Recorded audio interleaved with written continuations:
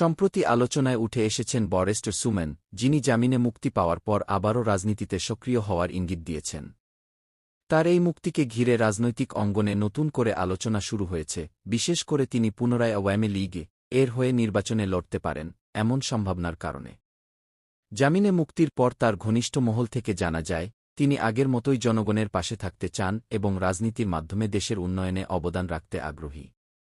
তার সমর্থকরাও বিষয়টিকে ইতিবাচকভাবে দেখছেন এবং মনে করছেন, তিনি আবার মাঠে নামলে দলীয় কার্যক্রমে নতুন গতি আসতে পারে। রাজনৈতিক বিশ্লেষকদের মতে, তার এই প্রত্যাবর্তন দলীয় রাজনীতিতে একটি নতুন সমীকরণ তৈরি করতে পারে। কারণ অতীতে তার বক্তব্য, কার্যক্রম এবং জনসংযোগ তাকে একটি আলাদা পরিচিতি দিয়েছে। ফলে তিনি আবার সক্রিয় হলে তা নির্বাচনী রাজনীতিতে প্রভাব ফেলতে পারে। অন্যদিকে সমালোচকদের একটি অংশ বলছে, জামিনে মুক্তি পাওয়া মানেই অভিযোগ থেকে সম্পূর্ণ মুক্ত হওয়া নয়। তাই তার রাজনৈতিক ভবিষ্যৎ নির্ভর করবে মামলার অগ্রগতি এবং জনমতের উপর। তারা মনে করছেন, জনগণ এখন আগের তুলনায় অনেক বেশি সচেতন, তাই শুধুমাত্র জনপ্রিয়তা নয়, বরং স্বচ্ছতা ও জবাবদিহিতাও গুরুত্বপূর্ণ ভূমিকা রাখবে।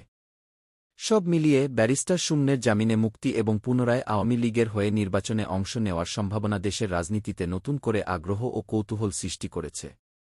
এখন দেখার বিষয়, তিনি বাস্তবে কী সিদ্ধান্ত নেন এবং তার এই পদক্ষেপ রাজনৈতিক অঙ্গনে কী ধরনের প্রভাব ফেলে।